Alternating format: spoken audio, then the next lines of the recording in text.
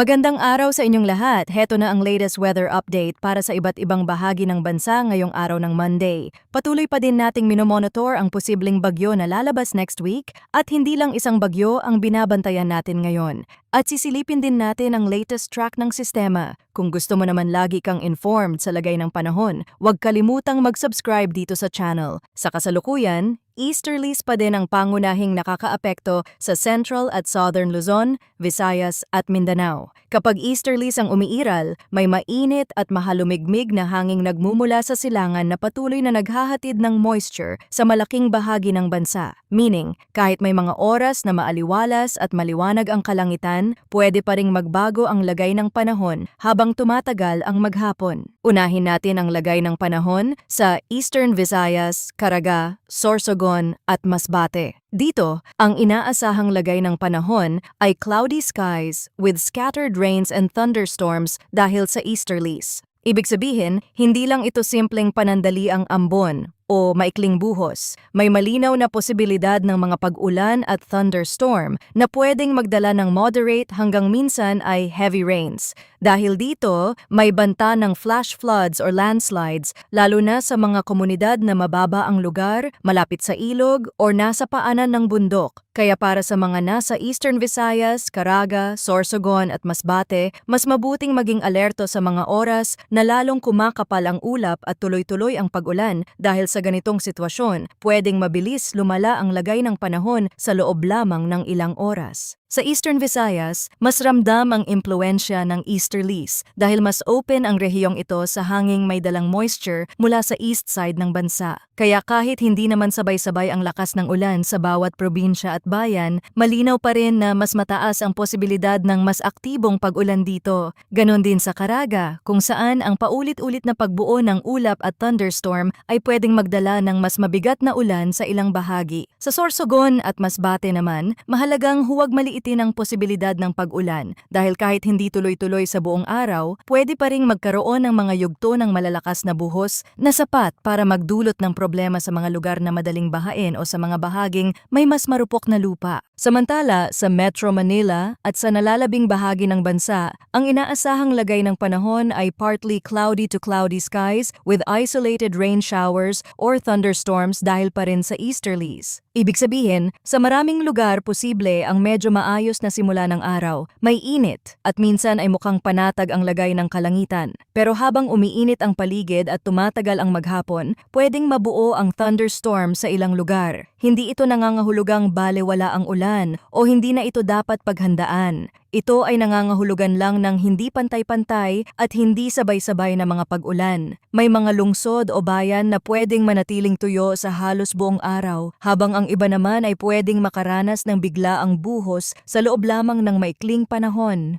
Sa Metro Manila, ito yung mga araw na madaling makapanlin lang ang panahon. Maaaring sa umaga ay maayos ang lagay ng kalangitan at iisipin ng marami na tuloy-tuloy na ang magandang panahon. Pero pagdating ng tanghali at lalo na sa hapon, kapag mas umiigting ang init at mas mabigat ang pakiramdam ng hangin, pwedeng biglang kumapal ang ulap at sumunod ang thunderstorm sa ilang bahagi ng lungsod. Kaya para sa mga commuter, rider, empleyado, estudyante at sa lahat ng may lakad sa labas, huwag basta magpakampante. Magandang may dalang payong o kapote dahil kahit panandalian lang ang ulan, sapat na yon para makaapekto sa biyahe, traffic at pag-ipon ng tubig sa mga mabababang lugar. Ganito rin ang paalala sa nalalabing bahagi ng bansa. Dahil easterlies ang umiiral, may init at alinsangan sa maghapon pero may kasamang tsansa ng biglaang pag-ulan sa ilang lugar. May mga probinsya o lungsod na pwedeng makaranas ng tahimik at tuyo na kalagayan sa malaking bahagi ng araw pero may ibang bahagi naman na biglang didilim ang ulap at bubuhos ang ulan. Kaya hindi sapat na tumingin lang sa lagay ng panahon sa isang oras ng araw. Kapag napansin ninyong mas umiinit ang paligid, mas mabigat ang pakiramdam ng hangin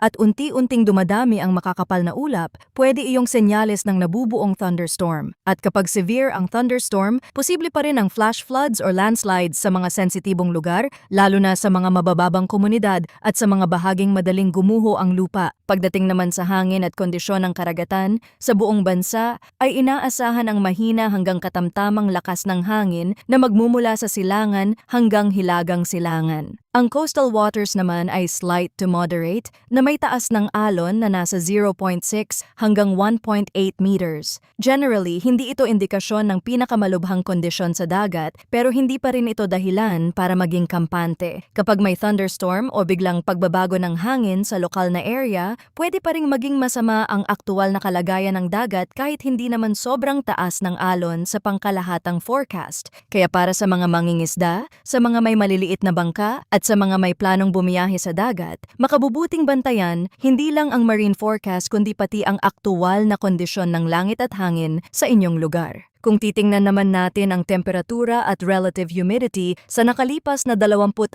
na oras, ang pinakamababang temperatura ay 25.2 degrees Celsius at naitala ito 5 o'clock ng umaga. Ang pinakamataas na temperatura naman ay umabot sa 35.7 degrees Celsius 3 p.m. ng hapon. Ipinapakita nito na kahit sa umaga ay hindi na malamig ang pakiramdam at habang tumatagal ang araw ay malinaw na tumitindi ang init. Ang minimum relative humidity naman ay 43% at naitala 3:00 ng hapon, habang ang maximum relative humidity ay 80% 5 a.m. ng umaga. Ang kombinasyon ng mataas na init at halumigmig sa hangin ang dahilan kung bakit mabigat sa pakiramdam ang panahon sa maraming lugar, lalo na mula tanghali hanggang hapon. Kung gagamitin natin ang ipinapakita ng ilang weather model gaya ng GFS, may consistent na senyales ng paglapit ng bagyo sa unang linggo ng May. Ang mahalagang pagbabago sa mas bagong datos ay sinasabi na posible itong maglandfall sa Luzon. Sa puntong ito, kailangang maging malinaw na dahil malayo pa ang forecast period,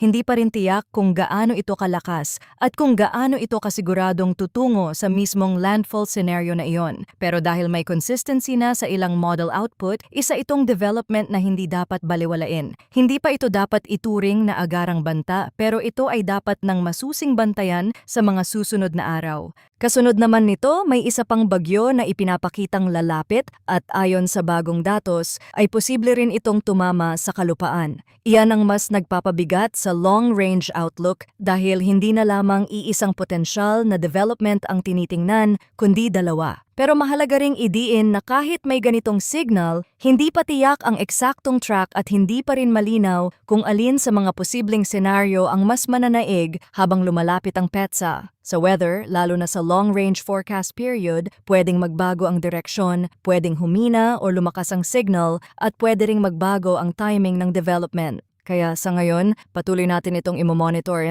Mahalaga ito dahil habang papalapit ang mga araw, mas dumarami rin ang datos na pumapasok sa mga weather model. At habang dumarami ang datos, mas lumilinaw kung alin sa mga senyales ang mananatili. Kaya sa ngayon, wala pa tayong sapat na basihan para sabihing may tiyak na malakas na bagyong tatama sa bansa sa eksaktong petsa at lakas. Pero kung sa mga susunod na araw ay mas dadami ang model guidance na tumutukoy sa parehong direksyon at development ng mga sistemang ito, saka pa lamang magiging mas malinaw kung ano ang dapat mas seryosohing paghandaan para sa unang linggo ng May. Kaya para sa mga may balak bumiyahe, magbakasyon, o may mga outdoor na plano sa mga darating na araw at lalo na sa pagsisimula ng May, mahalagang manatiling updated. Hindi ito para manakot kundi para mabigyan kayo ng sapat na oras na makapag-adjust kung kinakailangan. Sa ngayon, ang pinakamagandang gawin ay ang patuloy na pagtutok sa mga susunod pang update. Habang lumilinaw ang forecast, mas makikita natin kung mananatili ba ang signal ng unang posibleng bagyong may direksyon sa Southern Luzon at kung ang kasunod na posibleng sistema ay magiging mas konkretong banta rin sa kalupaan.